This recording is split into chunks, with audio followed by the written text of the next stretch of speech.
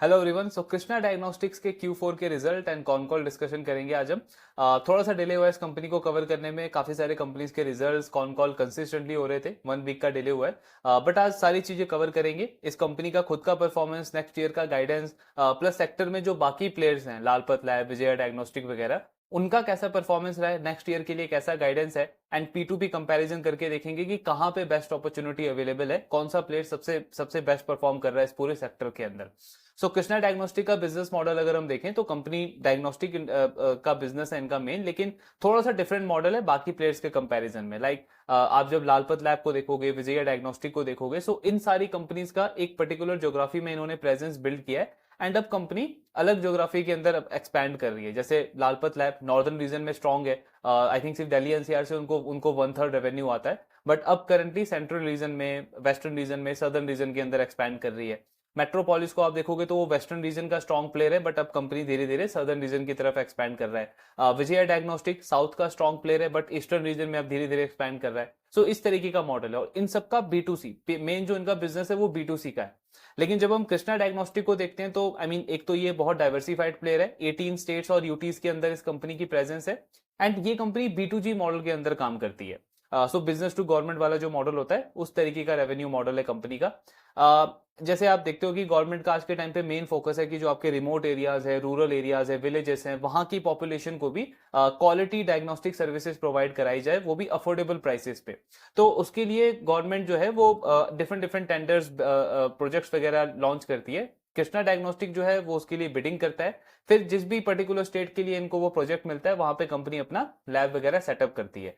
इनको एडवांटेज क्या मिलता है, क्योंकि ये गवर्नमेंट के साथ में काम करते हैं, तो इनके इनके लैब में जो डे टू डे जो ऑपरेशनल कॉस्ट है, जैसे आपका रेंटिंग कॉस्ट हो गया, इलेक्ट्रिसिटी कॉस्ट हो गया, एम्प्लॉय एक्सपेंस हो गए, प्लस अदर एक्सपेंसेस हो गए, ये बाकी पीयर्स के लैब्स के कंपैरिजन में काफी ज्यादा कम होते हैं, बिकॉज गवर्नमेंट का सपोर्ट मिलता है इस कंपनी को। एंड इस एडवांटेज को कंपनी यूज करती है अपने प्राइसिंग के लिए। सो जो ये प्राइसेस ऑफर करते हैं, जिस जिस प्राइसेस पे ये टेस्ट वगैरह प्रोवाइड करते हैं अपने पेशेंट्स को, कस्टमर्स को, सो वो 60 से 70-80% तक कम होता है इनके कॉम्पिटिटर्स के कंपैरिजन में। मतलब सेम टेस्ट में कंपनी 60-70-80% तक कम प्राइसेस पे वो सेम टेस्ट प्रोवाइड करती है। तो ये एक कॉम्पिटिटिव एडवांटेज है इनके पास में। स्टिल उनके उसके बाद भी आप मार्जिन देखोगे तो मार्जिन बहुत अच्छे हैं। आई मीन 29-30% के मार्जिन पे कंपनी ऑपरेट करती है। मतलब उन सारे प्लेयर से भी बेटर इबिटा मार्जिन पे कंपनी ऑपरेट कर रही है। सो ये इन्होंने एक काइंड ऑफ मोड डेवलप किया है। प्लस एक और चीज है, इनका जो NABL एक्रेडिशन देखोगे आप, NABH एक्रेडिशन देखोगे, सो आई थिंक 3150 प्लस ये सारे एक्रेडिशन है कंपनी के पास में। इससे क्या होता है, जो डॉक्टर्स हैं, जो पेशेंट को प्रिस्क्राइब करता है लैब टेस्ट के लिए, सो डॉक्टर के आई मीन डॉक्टर के पास भी एक तरीके का ट्रस्ट आ जाता है कृष्णा डायग्नोस्टिक के लिए। एक तरीके का फेथ डेवलप हो जाता है जब इस कंपनी के पास में इतने सारे एक्रेडिशंस अवेलेबल हैं।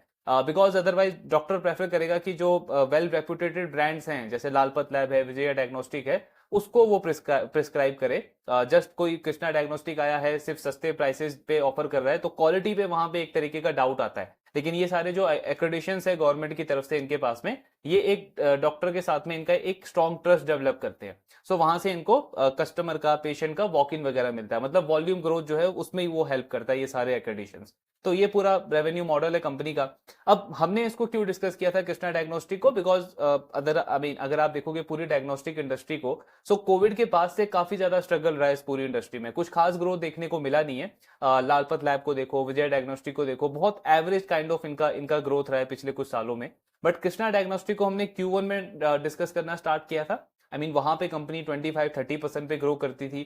गाइडेंस FY25 के लिए इनका 25% का था। मार्जिन में एक स्ट्रॉन्ग अपटिक मैनेजमेंट एक्सपेक्ट कर रहा था, इस साल मार्जिन इंप्रूव होंगे, एंड उसके साथ में वैल्यूएशन बहुत लुक्रेटिव थे, 25-30 के आसपास का PE मल्टीपल था।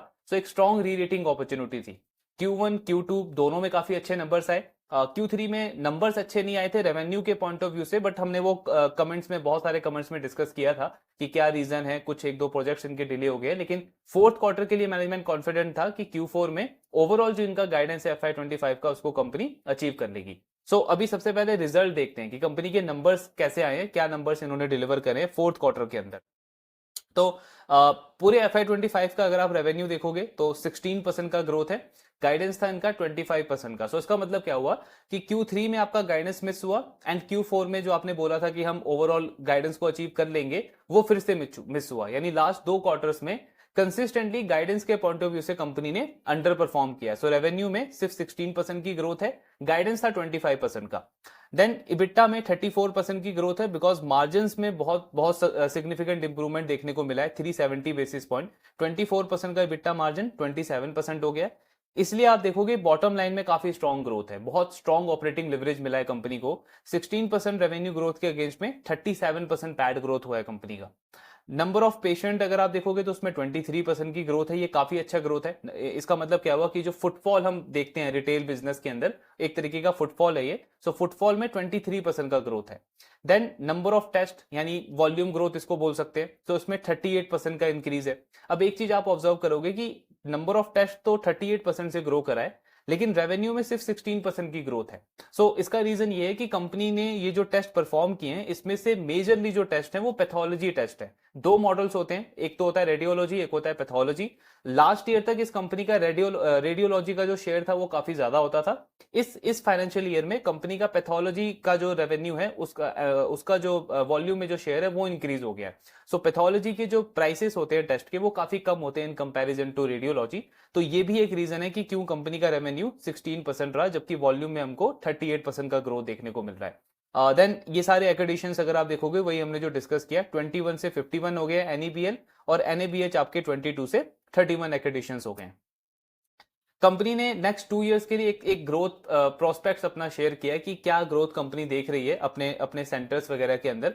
तो सबसे पहले रेडियोलॉजी में सिटी सेंटर आप देखोगे तो ये अभी 143 है।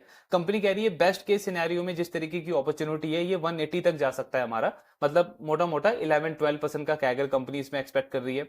देन पैथोलॉजी में लेबोरेटरी की अगर हम नंबर देखें तो अभी 117 है, इनका कहना है 150 तक जा सकता है ये नेक्स्ट 2 इयर्स के अंदर, यानी अराउंड वही आपका 13-14% का कैगर। देन एमआरआई सेंटर में यहाँ पे अच्छी ग्रोथ कंपनी एक्सपेक्ट कर रही है, डबल से ज्यादा नेक्स्ट 2 इयर्स के अंदर। और कलेक्शन सेंटर्स में भी लगभग 18-20% का ग्रोथ ये देख रहे हैं। 3500 है, 5000 का टारगेट है नेक्स्ट 2 इयर्स के अंदर। रिटेल बिजनेस जो उन्होंने अभी स्टार्ट किया है B2C वाला, आरपीएल करके उसका ब्रांड है, उसका ब्रांड का नाम है। सो टच पॉइंट्स अगर आप देखोगे तो अभी ऑलमोस्ट 4 टाइम ग्रोथ इन्होंने कर लिया उसके टच पॉइंट्स के अंदर। और मैनेजमेंट कह रहा है कि FY27 तक यानी नेक्स्ट 2 इयर्स तक इसको हम 10,000 तक लेके जा सकते हैं फ्रॉम 16-1700। तो इसमें भी ग्रोथ पोटेंशियल काफी ज्यादा देख रही है। देन कंपनी का अगर हम मेन कॉम्पिटिटिव एडवांटेज देखें तो वही जो उनके पास में एक्रेडिशंस वगैरह अवेलेबल हैं, ये प्राइसिंग डिफरेंस है जो हमने डिस्कस किया कि 70 से 80% कम प्राइसेस पे ये टेस्ट को प्रोवाइड करता है अपने कॉम्पिटिटर्स के कंपैरिजन में। और ये कंपनी इसीलिए कर पाती है बिकॉज इनके खुद के जो ऑपरेशनल कॉस्ट है, रेंटिंग कॉस्ट हो, इलेक्ट्रिसिटी कॉस्ट हो, बाकी के जो एक्सपेंसेस हैं वो बहुत कम होते हैं बिकॉज गवर्नमेंट के साथ में इनका टाई अप है। सो वहां से कंपनी को एडवांटेज मिलता है। डाइवर्सिफाइड प्लेयर है, जैसे हमने डिस्कस किया, साउथ वेस्ट नॉर्थ ईस्ट हर जगह में कंपनी की काफी स्ट्रॉन्ग प्रेजेंस है। Then of course under penetration तो है इस इंडस्ट्री में। ये आरपीएल का इनका मॉडल है वो रिटेल वाला। सो इसमें कंपनी क्या कह रही है कि इसके जो नंबर ऑफ आउटलेट्स हैं वो अभी 250 है, एंड FY27 तक इसको हम 700 तक लेके जाना चाहते हैं। वो जो हमने देखा था वो टच पॉइंट्स था, ये कंपनी आउटलेट की बात कर रही है, मतलब जैसे लालपत लैब का जो लेबोरेटरी लैब देखते हो आप उसकी बात हो रही है। सो 250 से कंपनी कह रही है इसको 700 तक लेके जाने की, मतलब almost 3 time growth next 2 years के अंदर। इसमें कंपनी इंटीग्रेटेड मॉडल रखेगी, मतलब रेडियोलॉजी के साथ में पैथोलॉजी सर्विसेज भी ऑफर होगा। देन आपके जो हॉस्पिटल्स होते हैं, नर्सिंग होम्स होते हैं, प्लस आपके जो इंडिविजुअल लैब्स वगैरह होते हैं उसके साथ में कंपनी का टाई अप करने का प्लान है। और लास्टली जो स्पेशलाइज्ड टेस्ट होते हैं जैसे ऑन्कोलॉजी वगैरह हो गया आपका, आई मीन ऑर्थोपेडिक्स हो गया, ये सारे टेस्ट भी कंपनी इसके अंदर आगे चल के प्रोवाइड करने को देख रही है। सो ये इनका रिटेल वाला मॉडल है। टच पॉइंट्स वही हमने डिस्कस किया कि 4 टाइम की ग्रोथ इन्होंने करी है लास्ट 1 ईयर के अंदर। और ये 4 स्टेट्स हैं जहां पे आज के टाइम पे इनका रिटेल वाला मॉडल है, महाराष्ट्र है, पंजाब है, आसाम है एंड उड़ीसा का है। देन नंबर्स वगैरह तो ऑलरेडी हमने डिस्कस कर ही लिया है। कंपनी के फुल ईयर में 16% का ग्रोथ है, प्रॉफिटेबिलिटी में ऑफकोर्स अच्छा ग्रोथ है। Q4 में सिर्फ 12% का रेवेन्यू ग्रोथ है, वही बहुत बड़े मार्जिन से अंडर परफॉर्म करा है इन्होंने, लेकिन इबिट्टा वगैरह पैट वगैरह में ठीक ठाक ग्रोथ देखने को मिला है। सो ये पूरे नंबर्स थे कृष्णा डायग्नोस्टिक के। अब नंबर्स के पॉइंट ऑफ व्यू से अगर हम देखें तो बिल्कुल गाइडेंस मिस किया है, नेगेटिव है। गाइडेंस था 25% का, एग्जीक्यूशन सिर्फ 16% भी किया है। और ज्यादा नेगेटिव इसलिए लगता है बिकॉज Q3 में जब इनका गाइडेंस मिस हुआ था उसके बाद भी मैनेजमेंट ने पॉजिटिव कमेंट्री दिया था कि Q4 में हमारा इतना ग्रोथ आ जाएगा कि फुल ईयर बेसिस पे जैसा हमारा गाइडेंस है उसको हम अचीव कर लेंगे, लेकिन उसके बाद भी काफी बड़ा अंडर परफॉर्मेंस देखने को मिला है। हालांकि प्रॉफिटेबिलिटी में ठीक काम करा है इन्होंने, पैट में अच्छा इंप्रूवमेंट है, पूरे साल में 37% का ग्रोथ है, बट स्टिल टॉप लाइन का ग्रोथ जो है वो काफी बड़े मार्जिन से मिस हुआ है कंपनी का। कॉन कॉल डिस्कस करते हैं कि मैनेजमेंट का कमेंट्री कैसा है FY26 के लिए। सबसे पहले गाइडेंस क्यों मिस हुआ कंपनी का, तो इन्होंने 3 मेन रीजंस बताए हैं। एक तो इनका महाराष्ट्र में MRI सिटी सेंटर आना था, वहां पे वो प्रोजेक्ट वहां पे आना था, बट उसमें उसको हैंड ओवर होने में थोड़ा सा डिले हुआ, कुछ ऑपरेशनल इशू आया उसको ऑपरेट करने में। वो प्रोजेक्ट थोड़ा सा डिले हुआ है कंपनी का, तो पहला तो रेवेन्यू उसकी वजह से मिस हुआ कंपनी का। देन दूसरा, महाराष्ट्र में ही BMC की तरफ से इनको एक MRI सिटी का एक प्रोजेक्ट मिला था, रेडियोलॉजी का एक प्रोजेक्ट मिला था, लेकिन उसमें एंड टाइम में जो BMC है उन्होंने कुछ कंडीशंस वगैरह उसको रिवाइज किया है। एक तो जो टर्न अराउंड टाइम है वो 4 आवर्स कर दिया उन्होंने, देन बजट के ऊपर थोड़ा सा कैपिंग लगा दिया, तो इस तरीके के कुछ चेंजेस करे गए हैं उस पूरे टेंडर के अंदर, प्रोजेक्ट के अंदर। मैनेजमेंट का कहना है कि इन सारे चेंजेस के बाद में वो जो प्रोजेक्ट था वो हमारे लिए उतना प्रॉफिटेबल नहीं रहता, हम अननेसेसरी अपने मार्जिन पे प्रेशर नहीं लेना चाहते थे, अपने प्रॉफिटेबिलिटी पे प्रेशर नहीं लेना चाहते थे, डेलिबरेटली हमने उस प्रोजेक्ट को जो है वो लेट गो करा। तो ये दूसरा रीजन हुआ जहां से रेवेन्यू मिस हुआ कंपनी का। तीसरा, मैनेजमेंट का कहना है कि कई सारे ऐसे स्टेट्स के अंदर हमारे पास अपॉर्चुनिटी थी प्रोजेक्ट को एग्जीक्यूट करने की, बट बिकॉज हमको रिसीवेबल का प्रॉब्लम लग रहा था, टाइमली रीपेमेंट का प्रॉब्लम लग रहा था, तो ये तीसरा रीजन है जहां पे हमने खुद से कई सारे प्रोजेक्ट्स को छोड़ दिया। तो इन 3 मेन रीजन की वजह से कंपनी का जो ग्रोथ का गाइडेंस था वो अचीव नहीं हुआ। इनका कहना है कि हमारा फोकस था प्रॉफिटेबल ग्रोथ की तरफ, तो जहां पे हमको दिखा कि प्रॉफिटेबिलिटी से हमको कॉम्प्रोमाइज करना पड़ रहा है, रिसीवेबल का इशू ज्यादा बढ़ सकता है, ये सारे रीजंस की वजह से हमने खुद से वो सारे रेवेन्यू अपॉर्चुनिटीज को लेट गो करा है इस फाइनेंशियल ईयर के अंदर। इसीलिए रेवेन्यू ग्रोथ 16% है, बट प्रॉफिटेबिलिटी पे अच्छा काम हुआ है, तो पैट का ग्रोथ अच्छा है, EBITDA का मार्जिन इंप्रूव हुआ है। अब रिसीवेबल का अगर आपको याद हो तो हमने Q1 और Q2 में भी डिस्कस किया था, इस कंपनी के रिसीवेबल जो है उस टाइम पे भी काफी काफी एलिवेटेड लेवल्स पे थे। एक्चुअली अगर आप लास्ट 2 इयर्स या 3 इयर्स में इनके रिसीवेबल्स देखोगे तो ऑलमोस्ट 4 टाइम इंक्रीज हो गया है। लास्ट ईयर इस कंपनी का रिसीवेबल टू सेल्स का जो नंबर था वो अराउंड 28% था। इस साल FY25 के एंड में कंपनी का जो रिसीवेबल टू सेल्स का नंबर है वो 38-39% है। 1 ईयर में इतना बड़ा इंक्रीज है कंपनी के रिसीवेबल्स के अंदर। वो क्यों हुआ है? आई मीन FY24 में तो बिल्कुल समझ में आता है कि जितने भी B2G मॉडल थे, जो बिजनेस टू गवर्नमेंट वाले मॉडल थे, सबको रिसीवेबल का प्रॉब्लम आया था। हमने यथार्थ को देखा, देन आप डिक्सन केन्स टेक्नोलॉजी को देखोगे, और भी काफी सारे प्लेयर्स हैं जिनका रिसीवेबल इंक्रीज हो गया था। बिकॉज इलेक्शन का टाइम था तो गवर्नमेंट का एक तरीके से पेमेंट जिस भी बिजनेसेस को करना होता है उसमें थोड़ा सा डिले हो जाता है। वो नॉर्मल चीज थी, लेकिन उन सारे बिजनेसेस में हमने FY25 में इंप्रूवमेंट देखा है रिसीवेबल वाले पार्ट पे। कृष्णा डायग्नोस्टिक का हमने जब Q2 में कॉन कॉल डिस्कस किया था, वहां पे मैनेजमेंट ने गाइडेंस जरूर दिया था कि आने वाले क्वार्टर्स में इंप्रूव हो जाएगा, लेकिन अभी तक कोई इंप्रूवमेंट देखने को मिली नहीं है, इनफैक्ट वो चीज और इंक्रीज हो गई है। इनके 2 मेन स्टेट्स है पर्टिकुलरली, एक तो हिमाचल प्रदेश, दूसरा कर्नाटका, जहां पे इनका रिसीवेबल का प्रॉब्लम चल रहा है। ऑलमोस्ट 140-150 करोड़ का जो रिसीवेबल है वो इन्हीं दोनों स्टेट से है। टोटल रिसीवेबल कितना है? 278 करोड़, उसमें से 50% सिर्फ इन दोनों स्टेट से आता है। एंड इसकी वजह से आप देखोगे कंपनी का जो ओवरऑल रिसीवेबल डेज है वो 130 के आसपास है। अगर उन दोनों स्टेट को हम एक्सक्लूड कर दें तो मैनेजमेंट का कहना है हमारा ओवरऑल रिसीवेबल डेज 90 डेज पे है, मतलब इतने अच्छे लेवल पे हमने मेंटेन करा है। बट उन दोनों स्टेट में जो प्रॉब्लम चल रहा है लास्ट कुछ क्वार्टर से, उसकी वजह से ओवरऑल रिसीवेबल डेज हमारा 130 पे आ गया है। करंट उस पे क्या अपडेट है? तो मैनेजमेंट का कहना है कि डिले वहां पे इस वजह से हुआ है बिकॉज सेंट्रल गवर्नमेंट का जो NHS स्कीम है, नेशनल हेल्थ स्कीम, उससे जो इन स्टेट्स में जो पेमेंट जाती है वो टाइमली पेमेंट आया नहीं है। कुछ कंप्लायंस का इशू है, प्लस कुछ और वजह से वो पेमेंट स्टक हो गया है। अभी गवर्नमेंट जो है वो काम कर रही है डिजिटल वाले पार्ट पे कि डिजिटली जो आपका RBI का जो UPI मोड है उसके थ्रू पेमेंट को ट्रांसफर किया जाए ताकि स्मूथ पेमेंट रहे आगे से। इनका कहना है हमारी वहां पे अथॉरिटी वगैरह से डिस्कशन हुआ है, एंड हम एक्सपेक्ट कर रहे हैं कि आने वाले क्वार्टर्स में ही हमको धीरे धीरे ये रिसीवेबल जो है वो आने स्टार्ट हो जाएंगे। हालांकि ये गाइडेंस इन्होंने Q2 के कॉन कॉल में भी दिया था, बट अभी तक वैसा इंप्रूवमेंट देखने को मिला नहीं है। लेकिन इस कॉन कॉल में मैनेजमेंट काफी स्ट्रॉन्ग गाइडेंस दे रहा है कि हमारा रिसीवेबल डेज जो अभी 130 140 के आसपास है, by the end of FY26 हमारा रिसीवेबल डेज 100 या उससे नीचे आ जाएगा, बिकॉज हमको काफी स्ट्रॉन्ग कमेंट्री मिली है अथॉरिटी से इन दोनों स्टेट्स के कि आने वाले क्वार्टर्स में Q1 में प्लस Q2 में रिसीवेबल्स आने स्टार्ट हो जाएंगे एंड FY26 के एंड तक हमारा रिसीवेबल डेज जो है वो बहुत अच्छे से इंप्रूव हो जाएगा। तो ये करंट सिचुएशन है। प्लस मैनेजमेंट ये भी कह रहा है कि अगर आप हमारा ट्रैक रिकॉर्ड देखोगे तो अभी तक कोई भी हमारा जो रिसीवेबल है वो बैड डेट नहीं हुआ है। मतलब ऐसा है नहीं कि जो भी बिल जनरेट हुआ हो और वो पेमेंट हमको रिसीव नहीं हुई हो गवर्नमेंट की तरफ से, आज तक कभी बैड डेट हमारा कन्वर्ट हुआ नहीं है। सो इसलिए हम कॉन्फिडेंट है कि ये वाला पेमेंट भी हमको टाइमली तो नहीं, आई मीन काफी डिले हो चुका है ऑलरेडी, लेकिन अभी जो कमिटमेंट है रिसेंटली उसके बेसिस पे इनका कहना है कि जल्दी रिसीव हो जाएगा ये। देन उसके बाद रिटेल बिजनेस की अगर हम बात करें तो अभी करंटली इनके टोटल रेवेन्यू में 3.5% के आसपास जो रेवेन्यू है वो रिटेल बिजनेस से आता है। मैनेजमेंट का कहना है कि नेक्स्ट ईयर FY26 में इसका जो रेवेन्यू शेयर है वो 5 से 8% तक जाएगा। रिटेल बिजनेस में कंपनी अच्छा ग्रोथ एक्सपेक्ट कर रही है। एग्जैक्ट नंबर इन्होंने गाइड नहीं किया है कि FY27 में कितना रेवेन्यू प्लान कर रहे हैं, बिकॉज इनका कहना है अभी हम एक्सपेंशन वगैरह कर रहे हैं इसके अंदर, लेकिन इसमें ग्रोथ अच्छी एक्सपेक्ट कर रही है। रेवेन्यू शेयर 3.5% से 5 to 8% का इनका प्लान है। देन हमने जो भी इनका ग्रोथ प्रोस्पेक्ट देखा था, इसमें सिर्फ 11 12 13% का ये कैगर एक्सपेक्ट कर रहे थे अपने सेंटर्स के अंदर।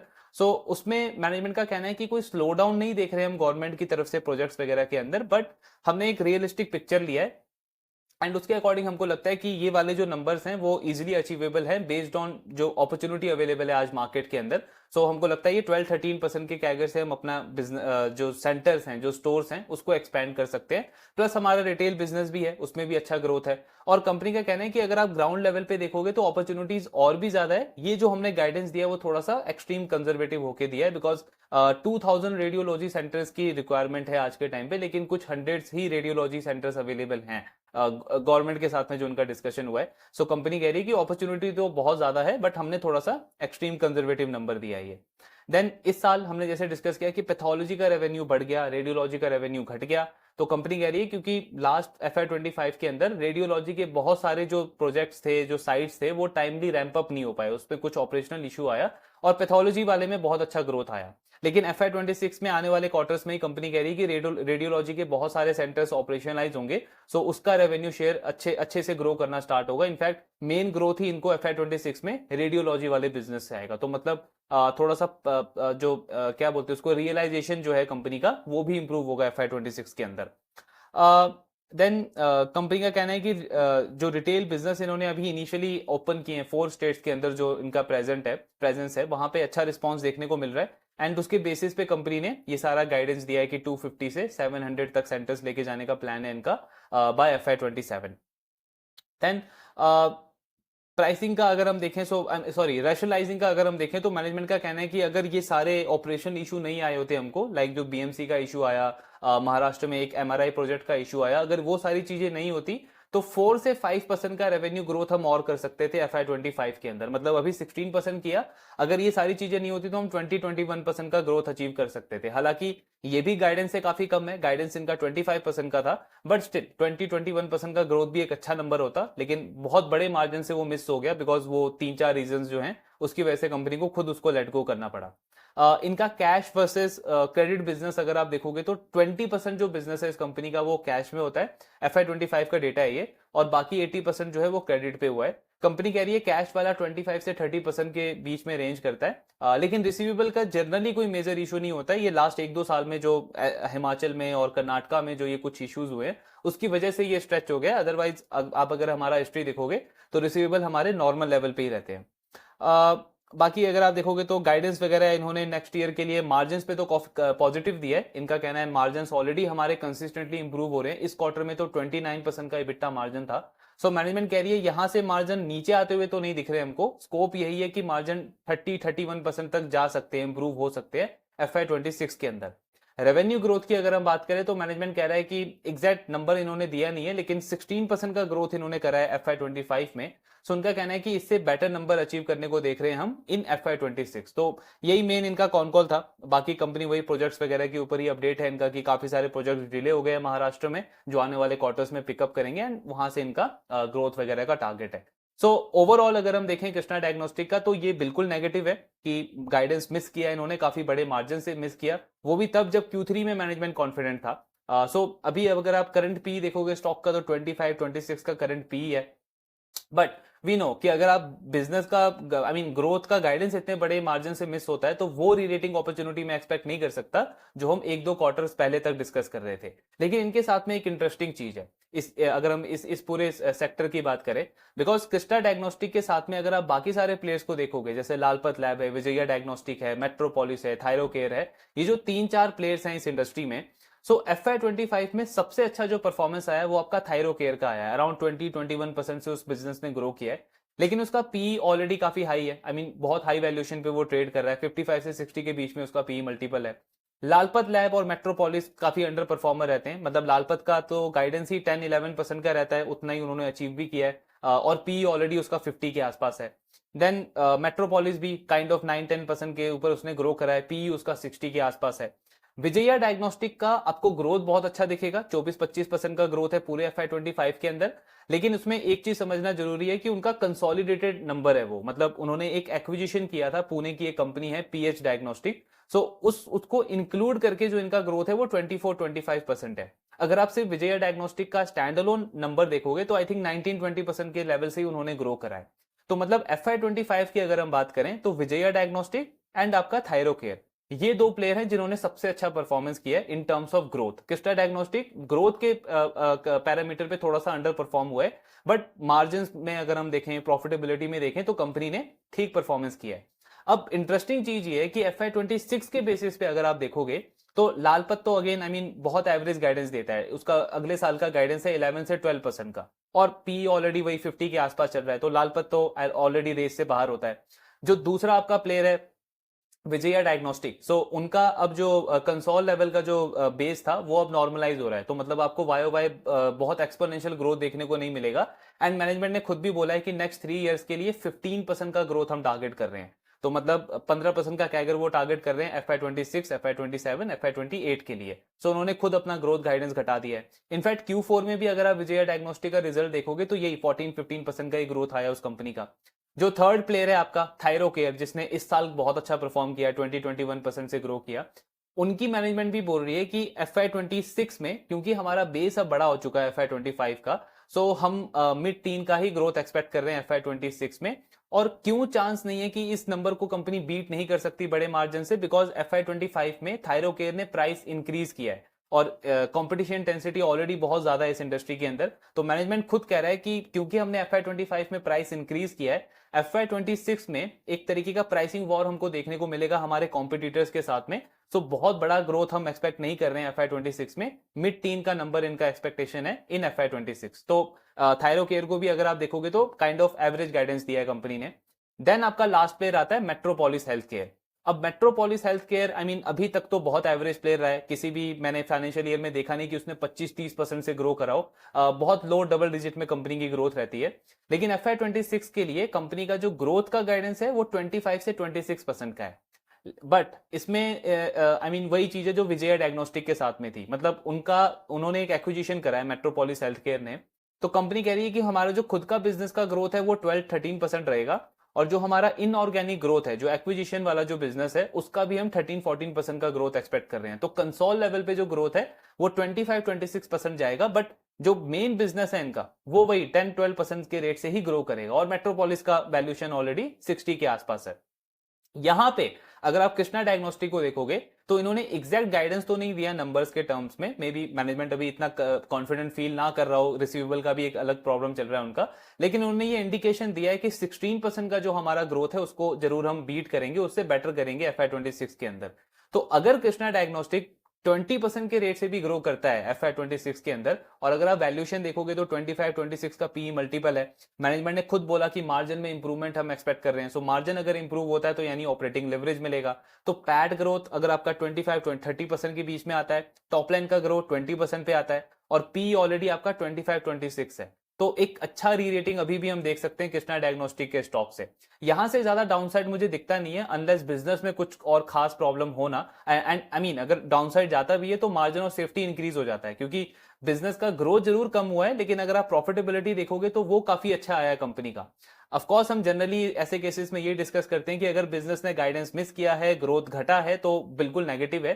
लेकिन इस केस में बहुत सारी चीजें अगर आप देखोगे तो ऑलरेडी डिस्काउंट हो चुका है। आई थिंक हाई इनका 1000 से भी ज्यादा का था स्टॉक का, वहां से ऑलमोस्ट 40-50% के आसपास स्टॉक करेक्ट हो चुका है।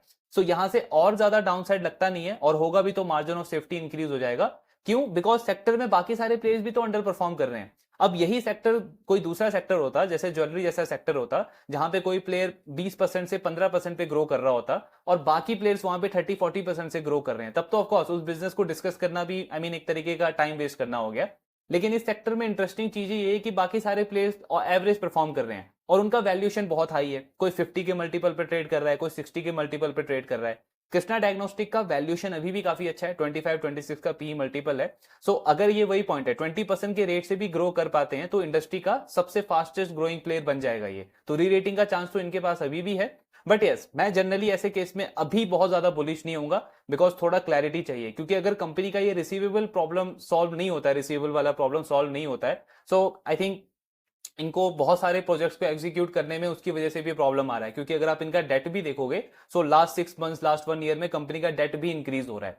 तो ऑफ कोर्स अगर आपका वर्किंग कैपिटल में ही पैसा स्टक है, तो बिजनेस को आगे ग्रो करने के लिए तो आपको डेट लेना पड़ेगा या इक्विटी रेज करना पड़ेगा। बिकॉज आरओई कंपनी का अभी ऑलरेडी काफी लो चल रहा है, और मैनेजमेंट खुद कह रहा है कि आरओई हमारा तब इंप्रूव होगा जब ये सारे प्रोजेक्ट से रेवेन्यू आना स्टार्ट होगा। तो थोड़ा सा क्लैरिटी चाहिए उस चीज के ऊपर। आने वाले क्वार्टर्स में अगर रिसीवेबल का नंबर इनका इंप्रूव होता है एंड मैनेजमेंट Q1 में अच्छा ग्रोथ दिखाता है, गाइडेंस भी अराउंड 18-20% का देता है, तो एक ठीक ठाक री रेटिंग का पॉइंट बन सकता है। आप अगर देखोगे तो उसमें वर्स्ट केस भी क्या है मेरे लिए, आज इसका पी 25 है, अगर एक क्वार्टर बाद इसका पी 30 भी चला जाता है, स्टिल कंपनी अगर 20% पे ग्रो करती है तो बहुत आराम से इसका जो पी है वो 45-50 तक जा सकता है। बिकॉज जो पीयर्स हैं वो 55-60 के मल्टीपल्स पे ट्रेड कर रहे हैं। और वो जो पीई एक्सपेंशन होगा 30 से 45-50 का, उसमें आप देखोगे तो प्राइस एप्रिसिएशन अलग से होगा, अर्निंग एप्रिसिएशन अलग से होगा, तो मतलब डबल कंपाउंडिंग मिलेगा वहां पे। लेकिन हाँ, उसके लिए वेट करना ज्यादा बेटर है, थोड़ा सा और क्लैरिटी आ जाए मैनेजमेंट की तरफ से Q1 के बाद में, उसके बाद थोड़ा सा डिसीजन लेना आसान होगा। अभी तो ऑफकोर्स कोई पॉइंट बनता नहीं है कि इंक्रीमेंटल कैपिटल में स्टक करूं इस तरीके के केस में, बिकॉज अंडर परफॉर्मेंस 2 क्वार्टर से कंसिस्टेंटली, और रिसीवेबल वाला इशू भी काफी ज्यादा है कंपनी के साथ में पिछले 2 साल से। सो वो जब तक थोड़ा रिजॉल्व नहीं होता, उस पर क्लैरिटी नहीं आता, तब तक बेटर है कि ट्रैकिंग ही कंटिन्यू रखें इसका। बाकी देखेंगे आगे कैसी परफॉर्मेंस रहती है। आपके जो भी डाउट्स है शेयर करते रहिए। Thank you very much.